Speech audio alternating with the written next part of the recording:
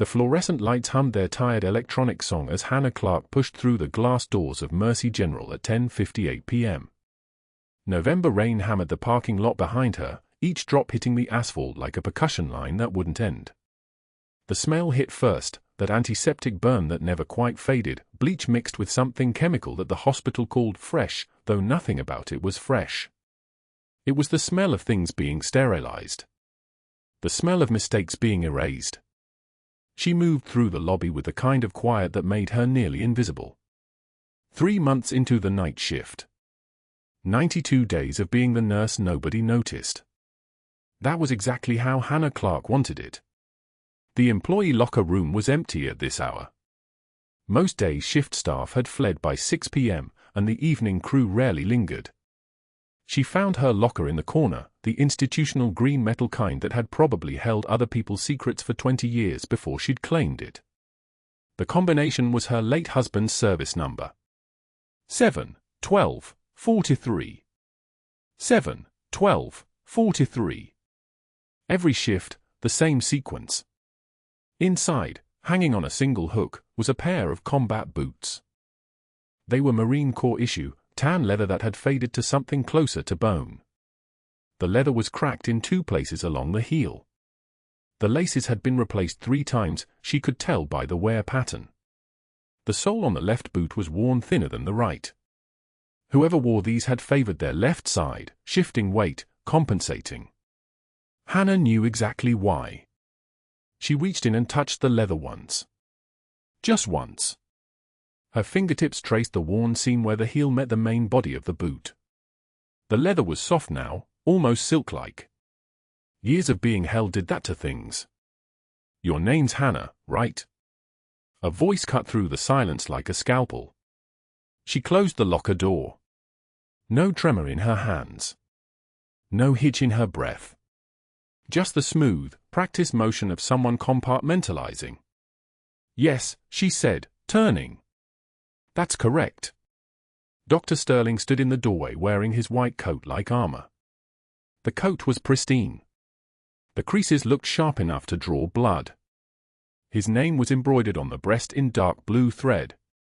His stethoscope was draped around his neck in the casual way that said he knew exactly how much it cost and wanted everyone else to know it too.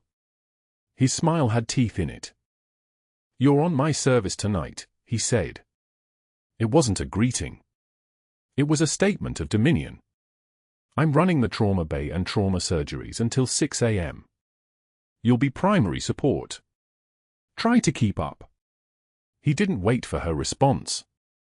He'd already turned and was walking back down the corridor, his footsteps echoing off the tile in a rhythm that sounded like a metronome marking time. Hannah followed, 3 steps back, the way she'd learned to walk years ago when rank mattered and distance communicated respect. The nurse's station was a controlled chaos of blinking monitors, ringing phones, and the low murmur of voices performing the delicate dance of a hospital in motion. The night shift worked differently than day shift. Quieter. Fewer administrators wandering through. Fewer eyes watching. That was why Hannah chose it. That was why she'd requested the graveyard rotation the moment she'd been hired. Dr. Sterling stopped at the main desk.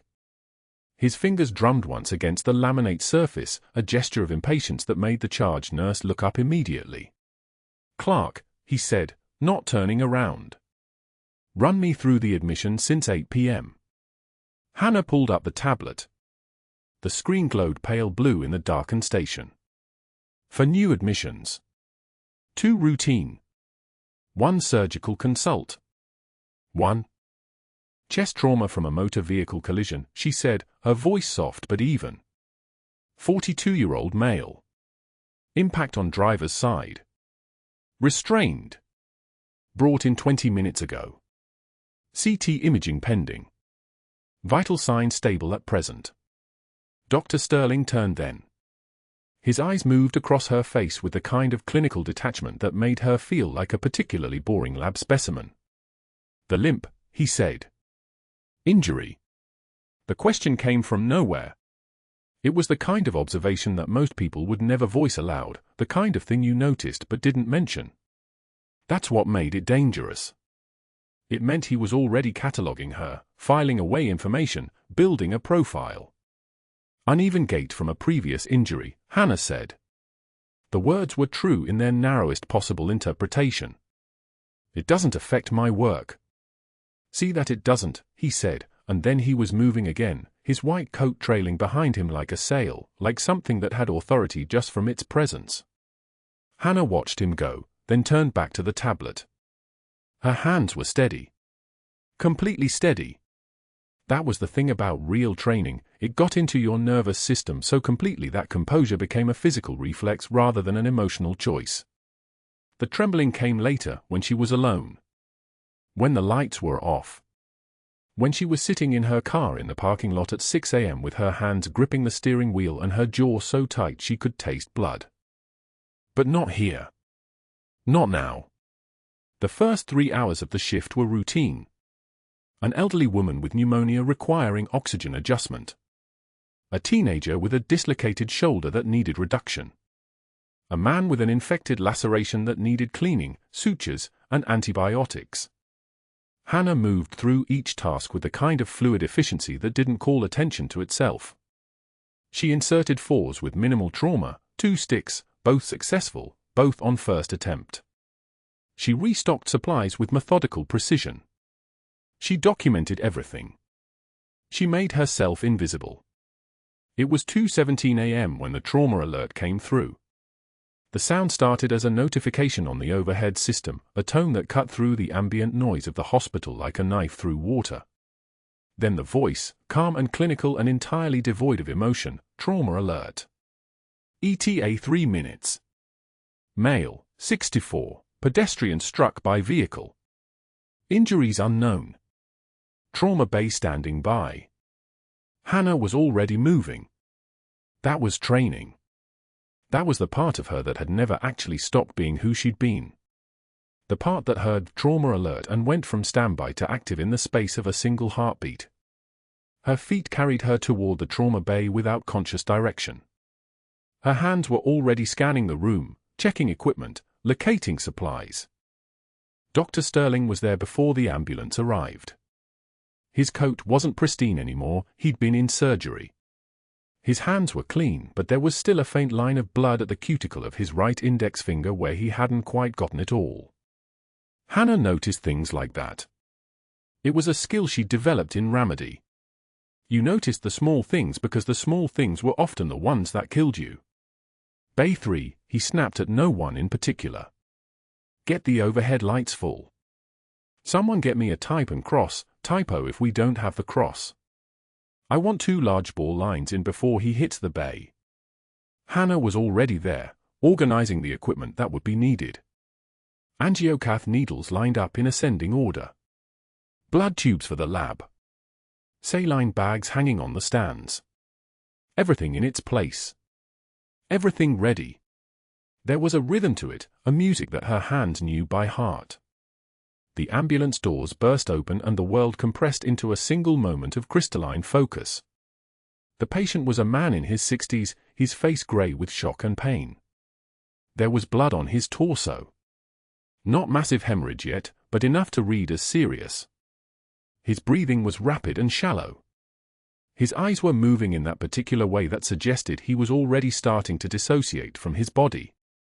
The paramedics transferred him to the trauma bed in a coordinated lift, 1, 2, 3, move, and Hannah was already there, hands reaching, hands steady, hands that had done this 1,000 times before, hands that knew what to do without her brain having to think about it. I've got a line, she said, her voice the kind of quiet that carried authority because it didn't need to be loud. Dr. Sterling didn't acknowledge her. He was too busy examining the patient, running his hands across the abdomen with the kind of clinical touch that treated the man like an object rather than a person. His fingers pressed into the ribs. He was assessing. Looking for trauma signatures. Finding something that made his jaw tighten slightly. Possible pneumothorax, he said to someone who wasn't Hannah. Get me a chest X-ray. Someone get me a blood pressure on this. The patient's body jerked then. Not a voluntary movement. A collapse. His breathing stopped. His eyes rolled back. The monitor beside the bed went from a steady rhythm to something jagged and wrong. This was the moment. This was the moment when everything changed. Hannah's hands moved before her brain caught up.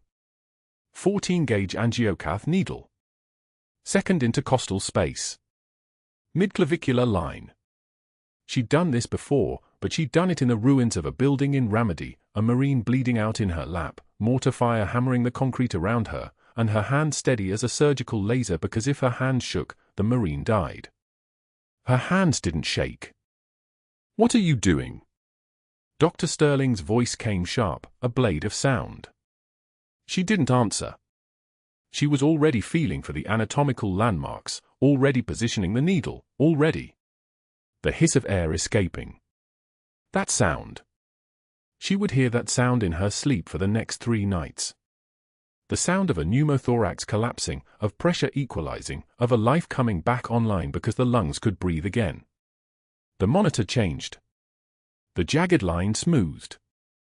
The rhythm came back.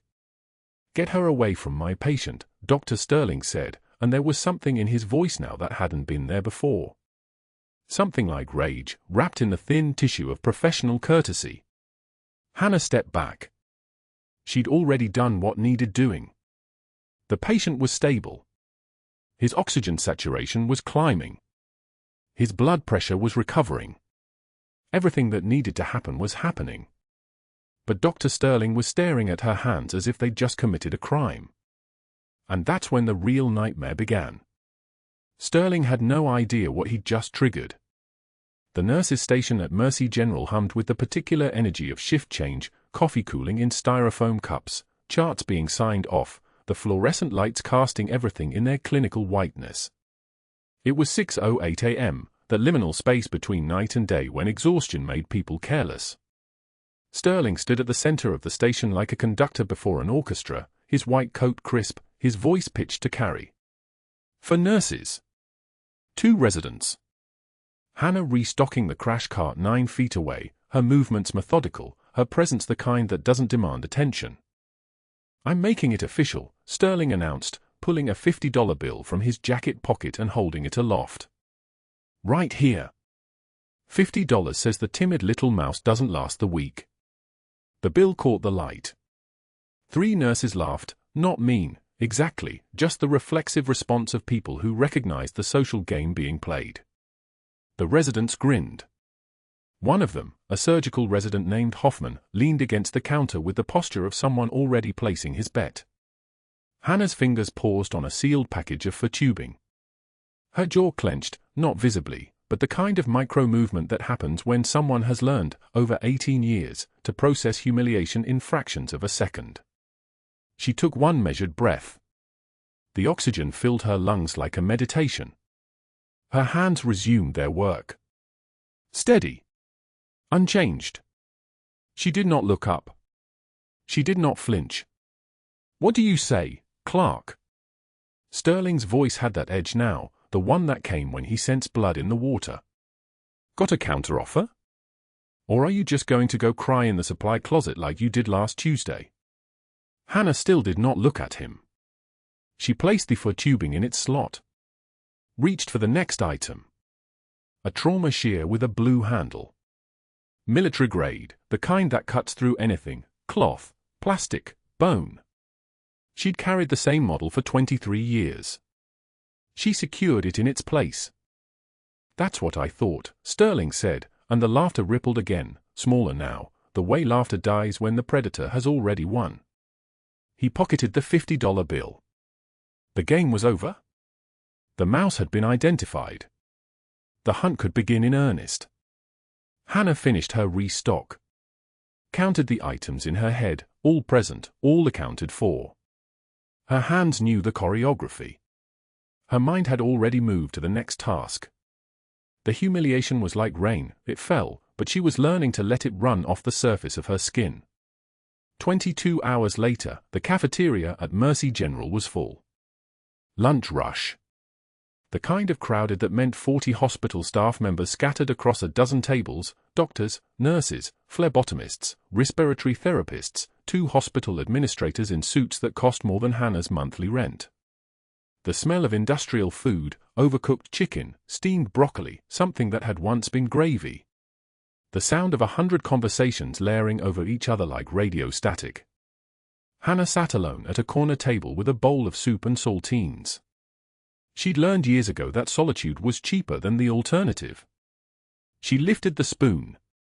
The soup was still hot, the kind of hot that made steam rise. She'd carried this tray for 90 seconds from the serving line to this table. 90 seconds was sometimes enough time for everything to change. Sterling moved through the cafeteria like a man who owned it. That was the thing about him. He carried entitlement like cologne, wore it so naturally that people forgot to question whether it belonged to him. He approached Hannah's table from her left, where she couldn't see him coming, where the trajectory was already determined before she could adjust. His shoulder caught her arm at the exact moment she was lifting the spoon. The tray went sideways. She felt the physics of it, the sudden shift in weight distribution, the center of gravity finding no center. The bowl rotated in the air, and for one suspended moment, she could see the soup's surface still smooth, still unaware of what was about to happen. Then gravity asserted itself. The bowl hit the floor. Ceramic shattered against tile. The sound was loud, the kind of loud that makes 40 people stop mid-chew and turn. Soup splattered across Hannah's scrubs. Across her shoes. Across a 6-foot radius of tile that was now a crime scene of her clumsiness. The spoon clattered away. The crackers scattered like confetti. The cafeteria went so quiet you could hear the industrial refrigerator humming in the kitchen. Sterling stood there, his expression a masterpiece of feigned surprise. His hand was still extended, as if he'd been reaching to help her steady the tray, as if this had been an accident, as if he hadn't spent the last 22 hours waiting for an opportunity exactly like this one. He smiled at her with the kind of smile that shows all the teeth but none of the warmth. "Clumsy today, aren't we, sweetheart?" His voice was loud enough for the administrators to hear. Loud enough for the surgical residents 2 tables over to witness. Loud enough for the power dynamic to be re-established in front of an audience. Loud enough for everyone to understand that he'd already won and had won so completely that he didn't need to win again, he just needed to keep winning. Hannah knelt. Her knees hit the cold tile. She began picking up the pieces of ceramic, moving each fragment into a pile with the precision of someone who had performed 1,000 controlled movements under far worse circumstances. Pressure situations taught you how to move. They taught you what mattered and what didn't. What mattered right now was gathering the pieces before someone stepped on them. What didn't matter was the heat rising in her chest or the way her vision had narrowed to tunnel focus. One measured breath. She felt it then, the tear, hot and entirely unexpected. It broke free from her left eye and ran down her cheek without her permission. She wiped it away with her left hand, the hand holding a piece of ceramic bowl, so she had to be careful not to cut herself. Her eyes met Sterling's directly. Unbroken. Unflinching. "Clumsiness can be fixed, Doctor," Hannah said. Her voice was quiet. The kind of quiet that made the entire cafeteria lean forward to hear it. "Your insecurity is showing." She stood, still holding the ceramic fragments, and walked to the trash receptacle. Disposed of the pieces. Picked up a paper towel roll from the service station. Returned to the spill. Cleaned the soup from the tile with the kind of methodical care she usually reserved for cleaning wounds. Steam rose from her scrubs where the hot soup had soaked through. Sterling's face had gone the color of old brick. Hannah finished cleaning. She walked out of the cafeteria, her scrubs still dripping, still damp, still marked with the evidence of his victory that had somehow become something else entirely. She passed between the tables and nobody stopped her and nobody laughed, and the sound that followed her was just the sound of 200 utensils slowly returning to 40 plates. That evening, the ER was busy. Not trauma-level busy, but steady, a hyperglycemic patient, 2 sprained ankles, 1 possible appendicitis waiting for imaging. Hannah worked her section of the floor with a quiet efficiency that had become her signature. She was retrieving a patient chart from the printer when Sterling appeared beside her, moving fast, moving with purpose. He snatched the chart from her hands and threw it.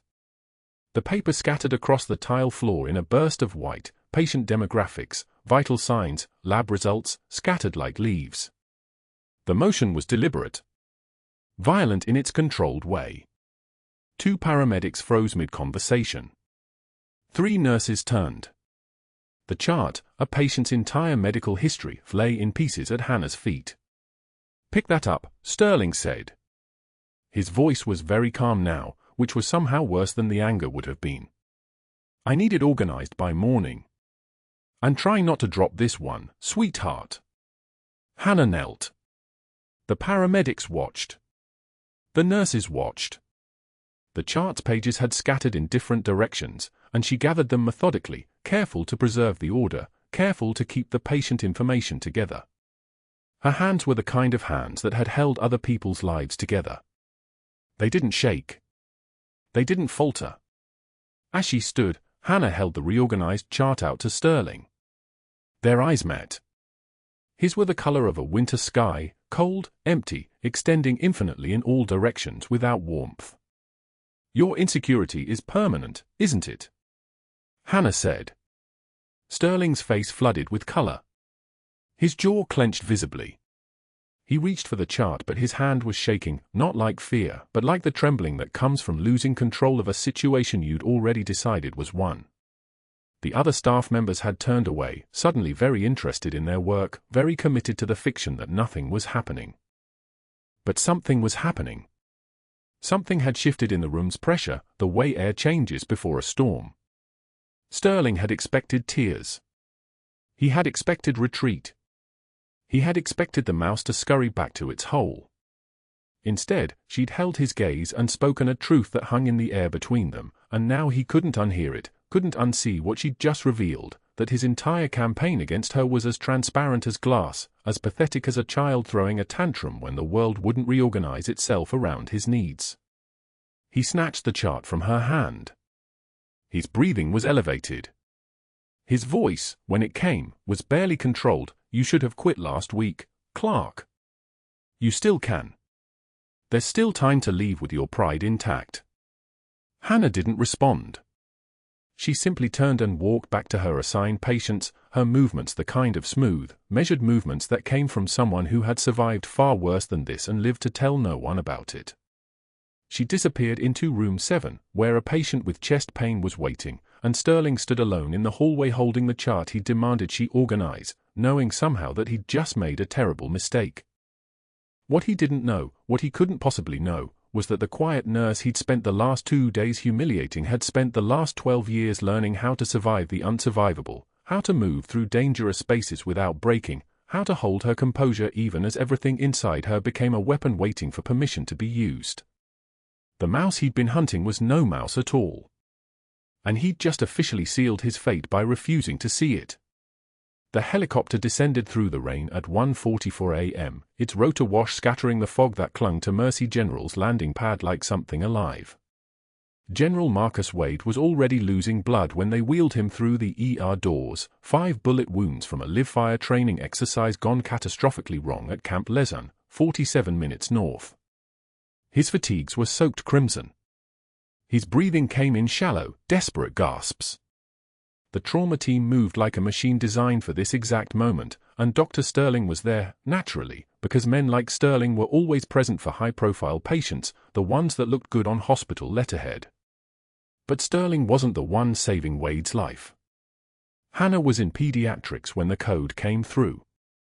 A 7-year-old with pneumonia, fever at 103.4, oxygen saturation climbing back to normal range, when the trauma alert crackled through every intercom at once. Chopper incoming. Multiple GSWs, General Officer. The message was written in a frequency reserved for the kind of emergency that made senior staff snap to attention. Dr. Sterling appeared at Wade's Bay within 90 seconds, already delegating before his scrubs were clean. "Get me 2 units of O negative. Push 0.5 mg Epi 4. Someone get radiology standing by for portable chest." His voice carried the weight of a man accustomed to being obeyed without question, which meant he was already calculating how to position himself at the center of this narrative, how to ensure his name appeared in the incident report as the physician who orchestrated the save. The nurses were drowning in the chaos. A trauma nurse named Richardson was trying to manage the 4 lines, but Wade's veins were collapsing, his blood pressure dropping in real time, 78/42 and falling.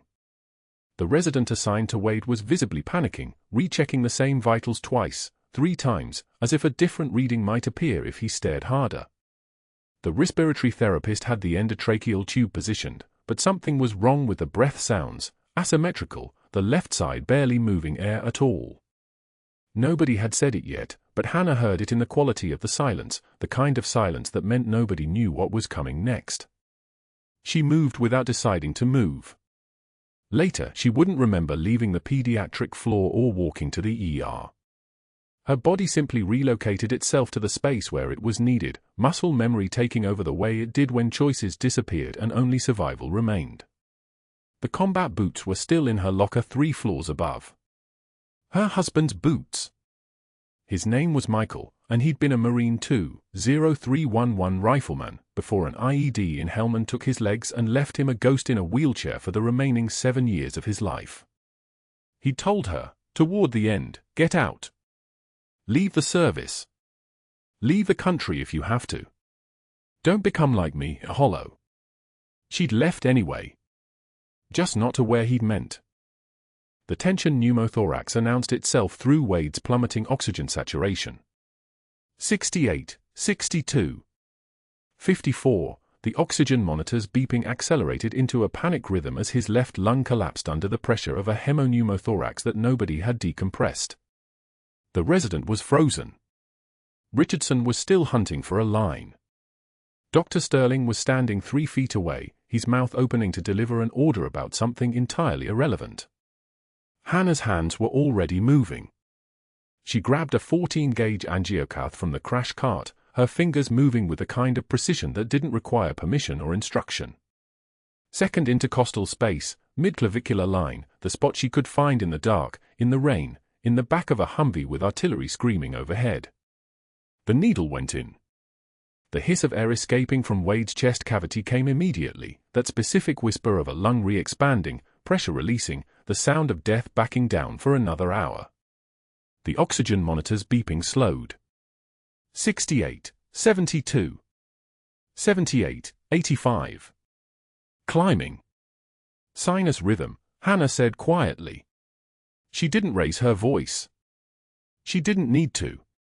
The entire resuscitation team had stopped moving, their eyes locked on her hands, on the procedure she'd just completed without announcement, without preamble, without permission.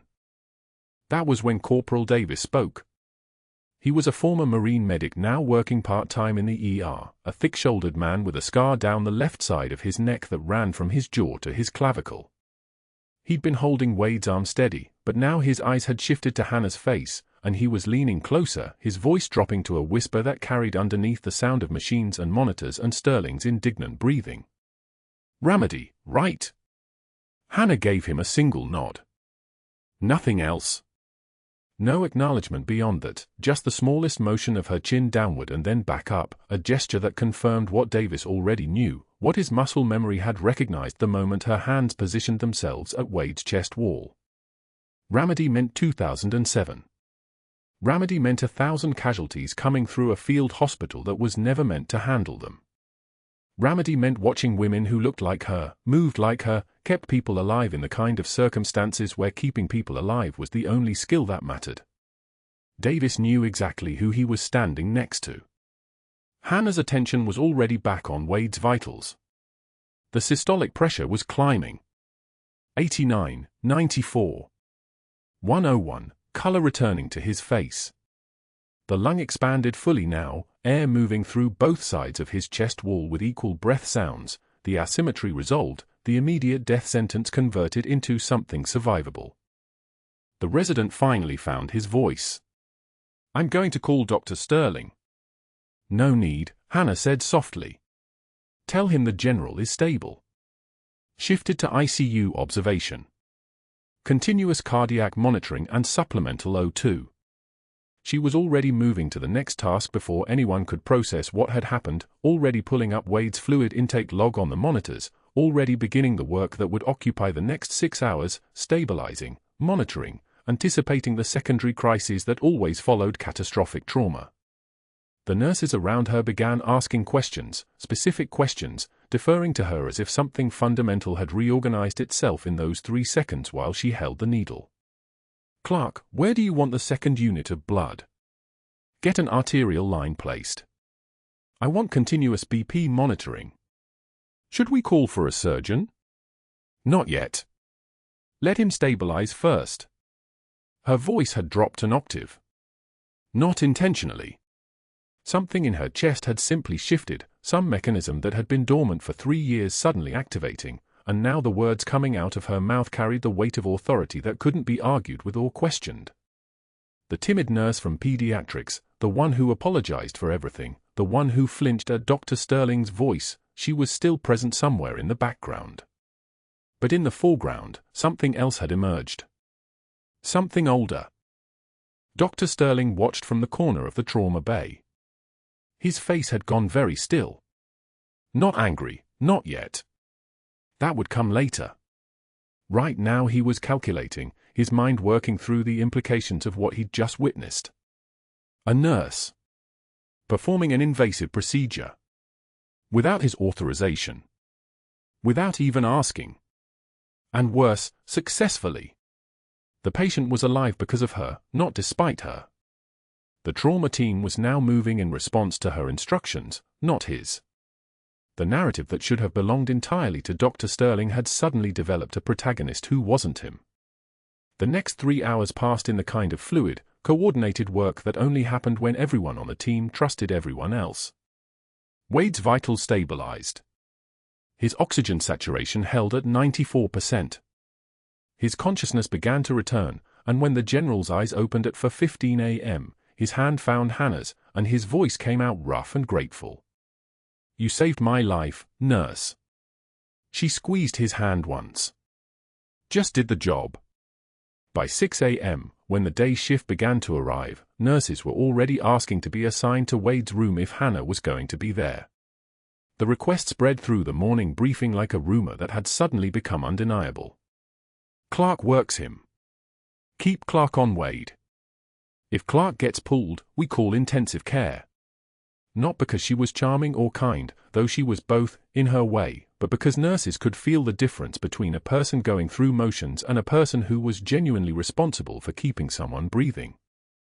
Dr. Sterling felt it too. He stood in the supply room at 8:22 a.m., his hands gripping the edge of a shelf that held sterile instruments he'd never actually assembled himself, and he understood with crystalline clarity that the hierarchy that had protected him for 17 years was suddenly, inexplicably, under threat. A nurse. A quiet, unremarkable, apparently timid nurse, was becoming indispensable. Other doctors were beginning to notice. Other nurses were watching how she moved, how she anticipated crises, how she seemed to know what a patient needed before the machines could even register the decline. He picked up his phone at 9 a.m. exactly. Board member Patricia Kendall answered on the second ring. Sterling's voice was smooth, professional, completely reasonable. "Patricia, I need to flag something. We have a liability issue with one of our nursing staff. The general's case, one of the nurses performed an unauthorized invasive procedure on a high-profile patient. I need her credentials reviewed before this becomes a larger problem." He made 3 more calls before lunch. To Dr. Raymond Voss, an outside consultant who specialized in credentialing audits. To Hannah's nursing school reference, planting careful concerns about erratic decision-making and boundary issues. To the hospital's risk management division, requesting a formal performance review. By 3 p.m., Hannah was sitting in a conference room on the administrative floor, across from Sterling and 2 board members she'd never met before. Sterling's presentation was immaculate. He didn't raise his voice. He didn't mention that she'd saved Wade's life. Instead, he focused on the single decision, the needle decompression, and reframed it as insubordination. Nurse Clarke performed an invasive procedure without direct physician authorization or supervision. She did so in an emergency context, certainly, but that doesn't establish a precedent that nursing staff can override our chain of command whenever they perceive an emergency. He smiled. It was the smile of a man who'd won arguments before they even started. The general is a high-profile patient. The liability here is substantial. We cannot afford cowboys in our facility. Hannah sat with her hands folded in her lap. Her voice, when she spoke, was quiet enough that one of the board members had to lean forward to hear her. The general was dying. His oxygen saturation was 54 and falling. The resident was frozen. No one was going to move. So I did. And you'll be investigated for it, Sterling said. Pending review, you're reassigned to pediatrics. Full-time. You're relieved from ICU duties effective immediately. The words landed like stones dropped into still water. Hannah didn't argue. She didn't defend herself. She simply stood, thanked the board members for their time, and walked out of the room with her composure intact and her hands steady. That night, at 11 p.m., she stood outside the ICU window. Wade was sleeping, his chest rising and falling with mechanical assistance, the monitors displaying the vital signs that meant he was still alive, still stable, still the beneficiary of whatever crisis prevention work was happening in that room. Hannah stood in the hallway, her forehead pressed against the cool glass, watching. The fluorescent lights hummed their endless mechanical song above her head. Davis found her there. He stepped up beside her without speaking, his presence like a weight settling into the space beside her own. "They're trying to bury you," he said quietly. "I know," Hannah whispered. She raised her hand and placed her palm flat against the glass, separated from Wade's room by inches and regulations and the kind of institutional authority that couldn't be questioned without consequences. Her hands had held Marine after Marine in Ramadi while their blood ran across her scrubs. Her hands had kept her husband alive for 7 more years than any of the doctors had predicted. Her hands had saved General Wade's life at 1:52 a.m. when everyone else was still frozen. And now those hands would be working pediatrics. Changing bandages on children with chicken pox. Adjusting fours on kids with ear infections. Staying invisible while Dr. Sterling positioned himself as the hero who'd managed the high-profile case, while Davis kept Wade stable with the protocols Hannah had established, while the general recovered and never quite understood that the nurse who'd brought him back to consciousness had been disappeared into the one floor of the hospital where she could do no more damage to Sterling's fragile, carefully constructed reputation. But that night, standing in that hallway with the rain hammering against the ICU windows like 1,000 tiny fists, Hannah understood something that Sterling had not yet comprehended. She'd spent 12 years at war. She'd spent 3 years in hiding. She knew how to be invisible. She knew how to wait. She knew that sometimes the most dangerous moment came not when you were fighting, but when everyone had forgotten you were a warrior at all. At 2:17 a.m., the ICU alarm didn't scream. It wailed. A sustained electronic shriek that cut through the quiet halls of Mercy General like incoming artillery. The pediatric floor where Hannah had been reassigned, demoted, really, stripped of trauma work by Dr. Sterling's direct order, went silent. Every nurse turned. Every monitor held its breath. Code blue. ICU. Bed 4. Hannah was moving before her conscious mind caught up. Muscle memory didn't ask permission. Her legs carried her down the hallway at a controlled run, the kind that didn't waste motion, the kind that came from 12 years of moving through worse places than this. Fluorescent lights streaked overhead. Her badge swung against her ribs. The soles of her sneakers made no sound on the polished floor. She'd learned long ago how to move like water. The ICU doors were locked. Security was stationed there now, another of Sterling's maneuvers, another way to keep her out of the good cases, the critical ones. The guard reached for her arm. "You're not authorized," he said, checking his clipboard with the gravity of a man who'd been told exactly what to say. Dr. Sterling's orders. Pediatrics only. Hannah didn't break stride. She moved past him like he was furniture. He grabbed her shoulder. She didn't pull away, she pivoted, used his own momentum against him, and he stumbled backward into the wall. No violence. Just physics. Just leverage. Just the kind of move that came naturally to someone who'd spent a decade learning how to move through resistance. "General Wade is crashing," she said quietly, not looking back. "You can call Sterling, or you can let me through. Choose fast." She was already through the doors. ICU Bay 4 was controlled chaos.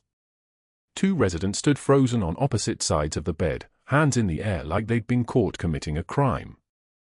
General Wade's chest was rising and falling in that terrible rapid pattern that meant his lungs weren't getting oxygen, that his chest tube had failed, that air was collecting in his thoracic cavity and crushing his heart from the inside out. The monitor showed it clearly: heart rate 156, blood pressure 74/31, oxygen saturation dropping in real time. 68, 64, 60. Dr. Sterling was at the head of the bed, fumbling with equipment, his hands trembling. His face was the color of old bone. Hannah didn't hesitate. She moved to Wade's bedside with the precision of a woman who had done this in rubble and blood and darkness. She didn't ask for permission. She didn't announce herself. She simply reached for the crash cart, found what she needed, a 14-gauge needle, the largest bore that would fit between ribs, the kind that could decompress a pneumothorax in seconds. Her hands moved with the terrifying fluid precision of someone who had performed this procedure in a combat zone where mistakes meant Marines died. "Step back," she said to the residents. Not a request. It was a command, soft as a whisper but absolute. They stepped back. Sterling opened his mouth. Hannah ignored him.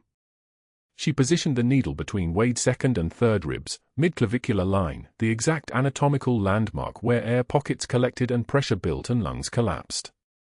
She could feel the rib, could feel the intercostal space beneath her fingertips.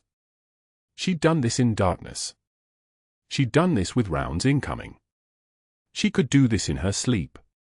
She pushed the needle through the chest wall. The hiss was immediate, pressurized air escaping like steam from a broken valve, like someone had opened a door to another world. The sound of relief. The sound of life finding room to breathe. The monitor began to climb. O2 sat climbing, 64 to 68 to 72 to 78 to 84. Heart rate dropping from 156 to 138 to 119 to 102. Wade's breathing slowed. His chest rose and fell in a rhythm that made sense now, made sense like mathematics, like a formula that had been solved. The room exhaled. Sterling's face went from bone white to something darker. His jaw clenched. His eyes moved from Wade's improving vital signs to Hannah's hands, steady hands, surgical hands, hands that shouldn't belong to someone he'd confined to the pediatric ward. She met his gaze for exactly 1 second. That second was enough. In that second, he understood that he had made a terrible mistake. That the timid nurse he'd knocked trays from, that he'd ordered out of the ICU, that he'd fought to keep away from his patients, had just saved a general's life using a procedure he didn't even know how to attempt. She didn't break eye contact. She simply continued her work, checking the line, confirming placement, ensuring stability. Professional. Efficient. Untouchable. "Get a chest X-ray," she said to one of the residents. "And call cardiology. He'll need monitoring for the next 6 hours minimum." She said it like she was the one in charge. Like she'd earned that authority with every second Wade's oxygen levels climbed. One of the residents, a young man, maybe 26, eyes wide, simply nodded and left to place the order. The other followed. Sterling remained, his presence like a thunderstorm building pressure in the room, like something about to break. Hannah didn't wait for him to speak. She turned and walked out of the ICU, past security, back down the hallway toward pediatrics. Behind her, she could feel Sterling's stare like heat. She didn't turn around. She never did. But that wasn't the worst part.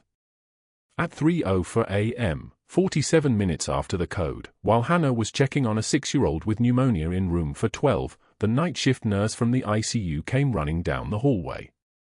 Her name was Sarah. She was young, competent, and her face was the color of ash. "Gunfire," Sarah said. Not breathing hard. Too shocked to breathe hard. ICU. They're shooting.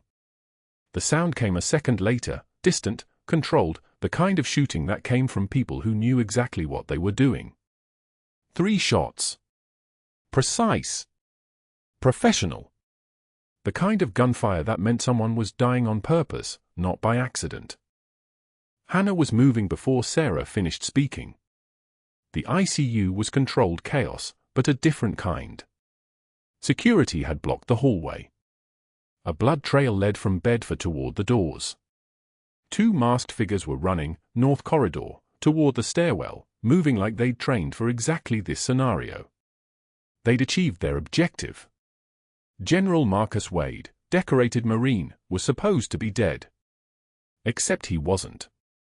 Hannah knew what had happened before she saw the damage.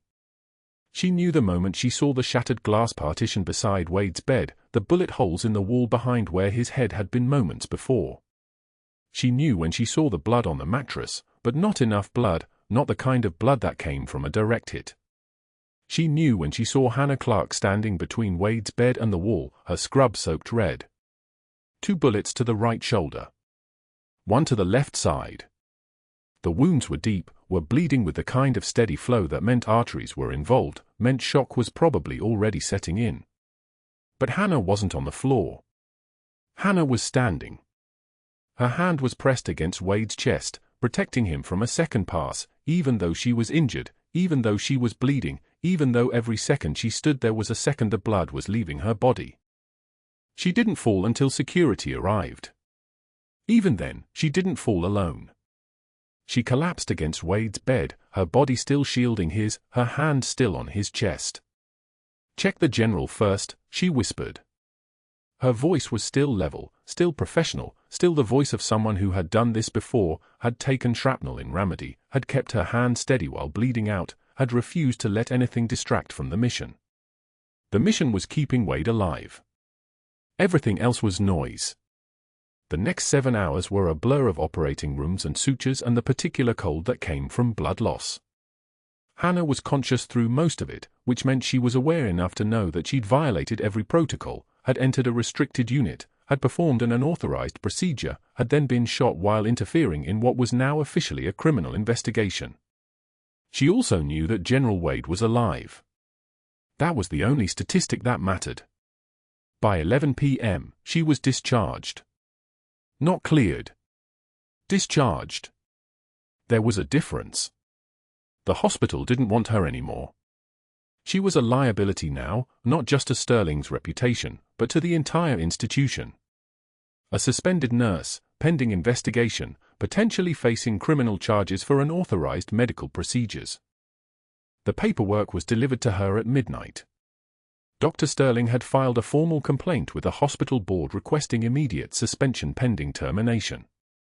The board had voted 4-1 in his favor. Her credentials were temporarily revoked. She was to vacate the premises immediately. Hannah didn't argue. She didn't cry.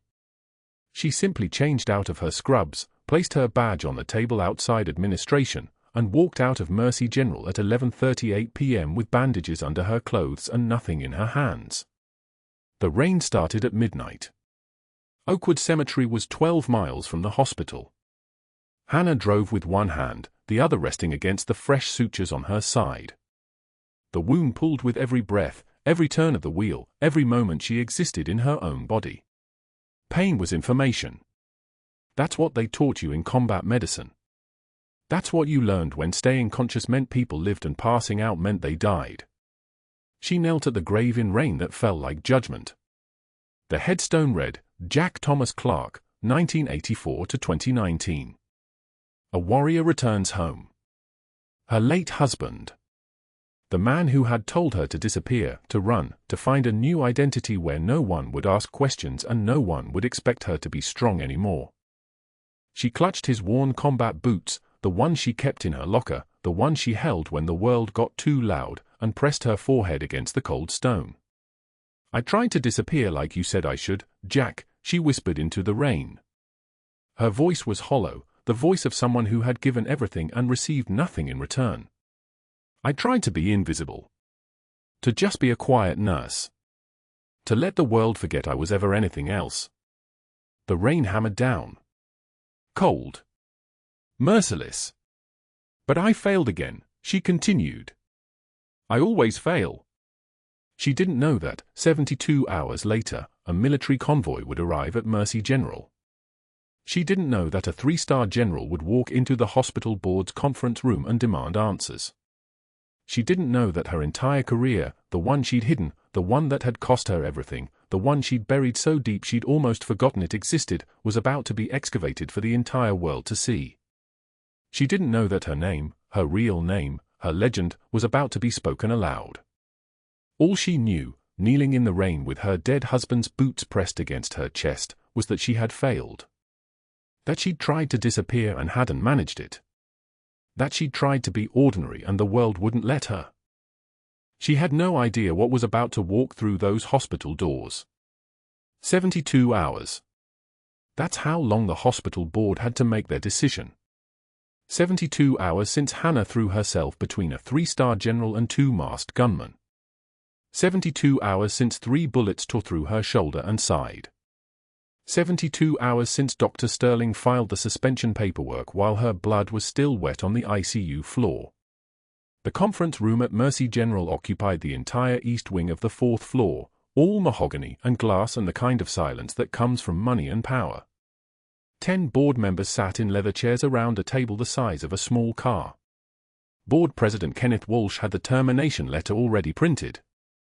All he needed was the final signature. The clock on the wall read 10:07 a.m. Dr. Sterling sat at the table's far end, his white coat pristine, his jaw set with the kind of certainty that comes from years of never being questioned. He'd already called in favors from 3 board members. He'd already reached out to the state nursing board.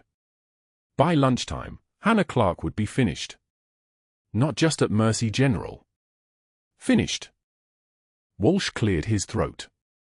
Dr. Sterling, your report shows unauthorized procedure, violation of direct orders, and conduct that endangered hospital protocol. The question before this board is whether. The sound stopped him. It wasn't loud. It was the opposite of loud. It was the precise, measured rumble of diesel engines and the rhythmic thud of military boots on pavement. Heavy boots. Multiple sets. The kind of footsteps that made the entire building sit up and listen. Every board member turned toward the windows. Through the glass, a military convoy was pulling up to Mercy General's entrance. 3 hums in perfect formation. Black. Professional. Terrifying in their quiet efficiency. Sterling's face went pale. The elevator doors on the 4th floor burst open 30 seconds later. 3 Marines in dress uniform blues emerged, their service dress impeccable, their movements synchronized like a choreographed prayer. Not officers. Not yet. But the way they moved, the way the hospital staff instinctively stepped aside, made it clear that rank wasn't the only kind of authority walking down that corridor. The lead Marine was a woman. Tall. Her uniform covered in ribbons. Her posture was a sword. Walsh stood. I'm sorry, I don't believe we have an appointment. General Carrera's office called, the lead Marine said. Her voice was like ice water. We're here for Senior Chief Petty Officer Hannah Clarke. The words hung in the conference room like a live round. Sterling's mouth opened. No sound came out. The conference room doors opened. The lead Marine stepped inside, her 2 Marines flanking her like they'd done this 1,000 times. Maybe they had. She walked to the head of the table and stood there, not sitting, just standing. Making everyone else look small.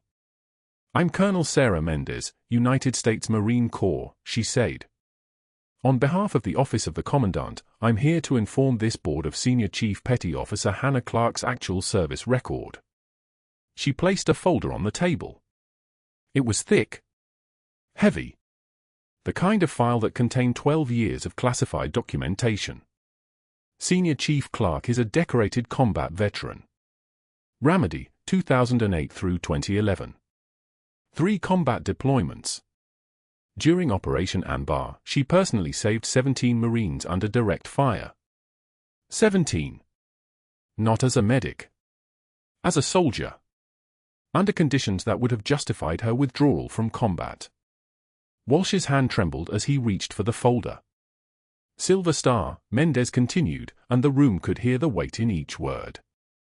That's the third highest military decoration awarded for valor. Senior Chief Clarke earned it in September 2010 when she provided emergency medical intervention while taking enemy fire from 2 separate positions. Her patient survived because of her actions.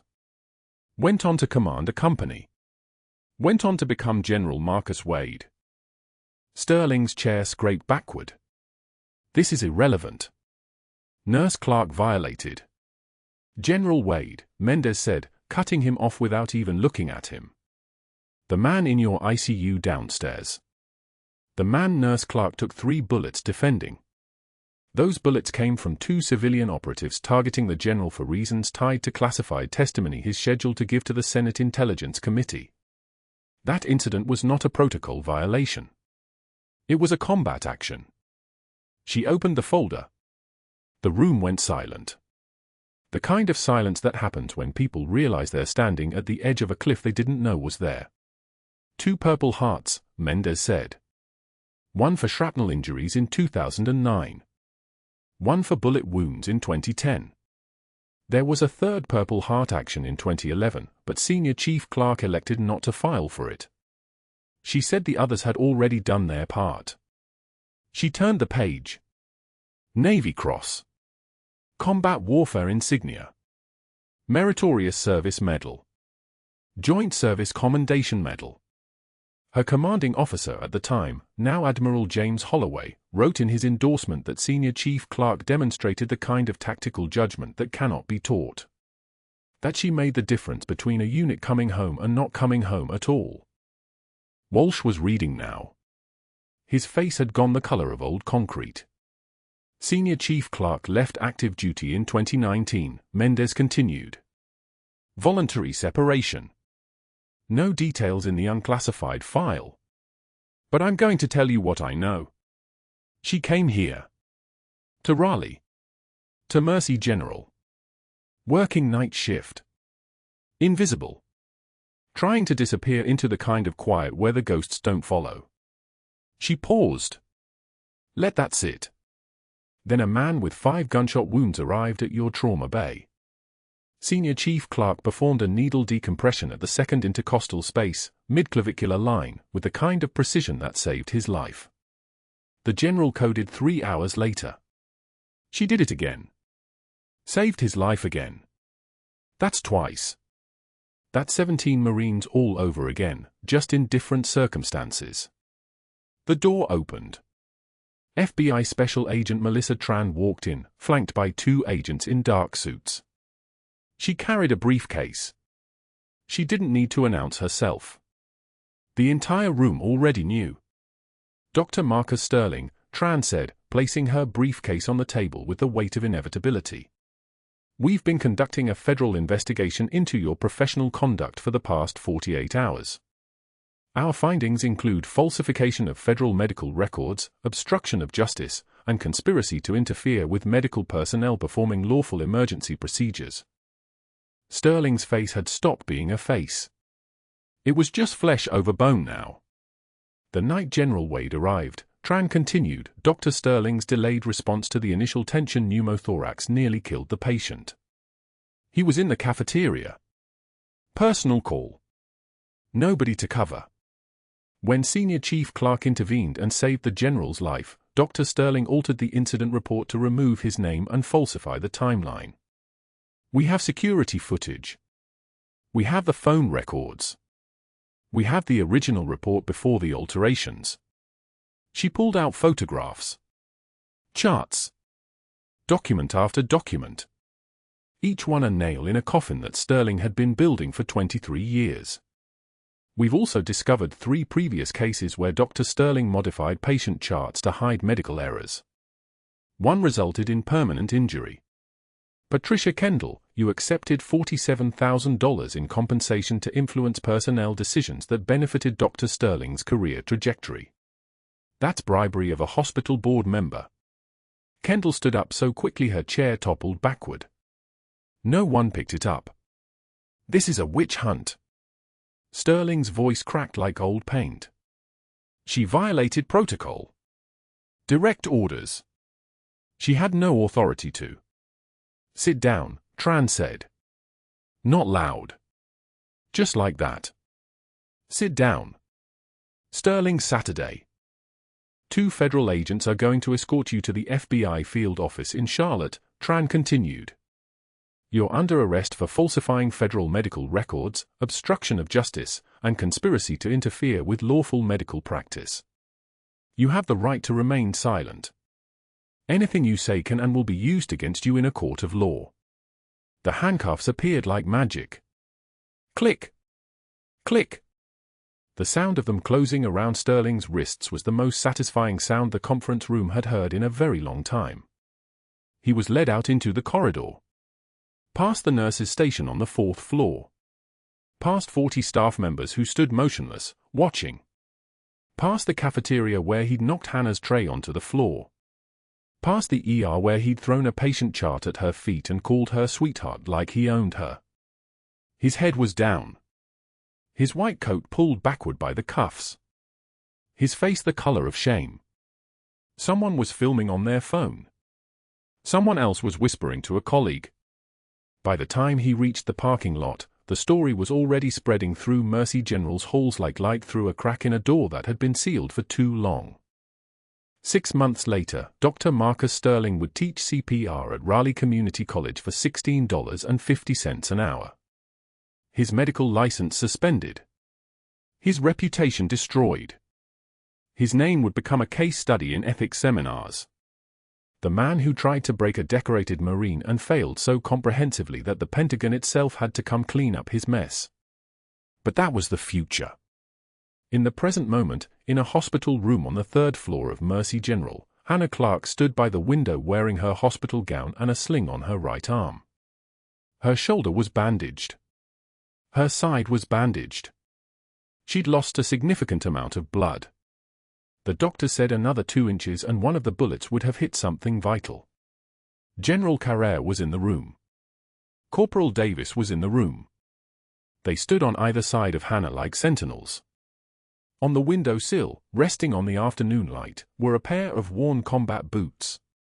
Leather soft from 17 years of service. The soles scuffed. The laces frayed. The boots of someone who had walked through Raleigh in 2009 and came back carrying nightmares instead of sleep. Clarke extended a formal envelope. The Navy wants you back. We have a position at Bethesda Medical Center. Training command.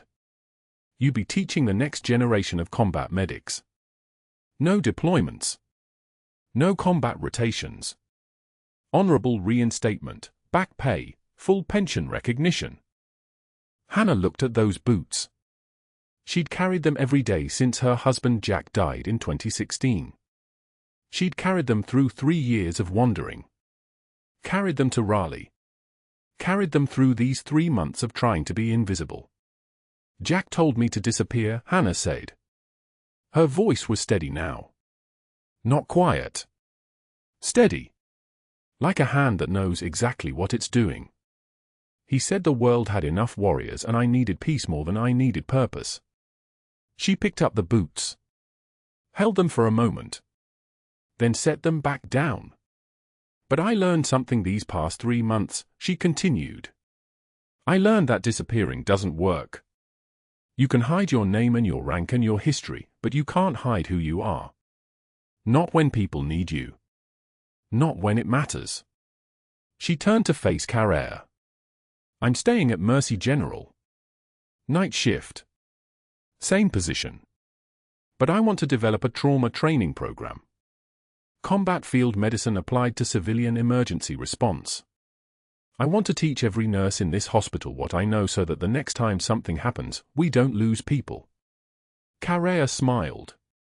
It was the smile of someone who had just gotten exactly what they needed to hear. The Navy can fund that program at Mercy General, Senior Chief.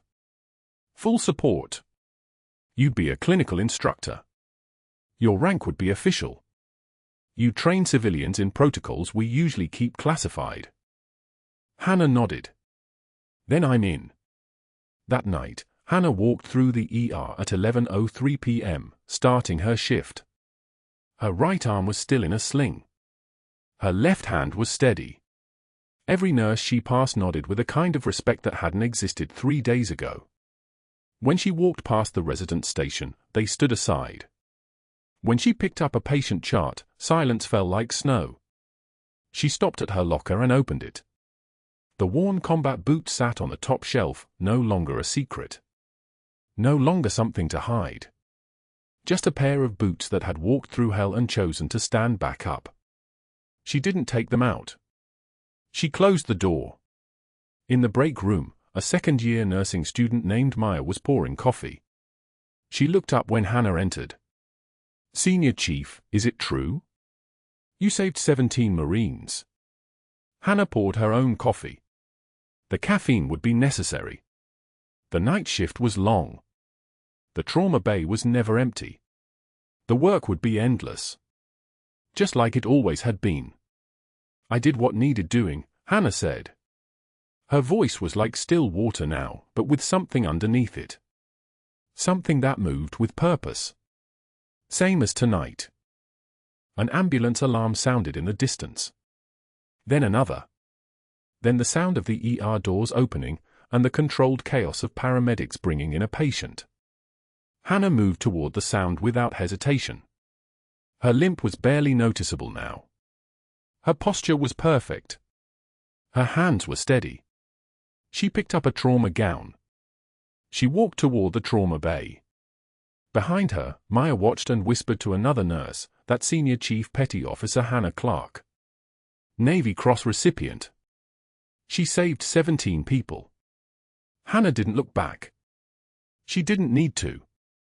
She knew who she was now. Everyone else did too. The ER doors opened. The ambulance sirens wailed. The night stretched ahead like a long corridor with lights at every station. She had 17 Marines to honor. She had 1,000 shifts ahead of her. She had work to do. True class is what you do when the lights go out. And Hannah Clarke was just getting started. If this story moved you, if you know someone carrying invisible strength, working in the shadows, waiting for the world to finally see them, I want to hear from you. Subscribe. Like. And tell me in the comments, have you ever been underestimated by someone who didn't know your real story? Because I promise you, the quiet ones remember everything.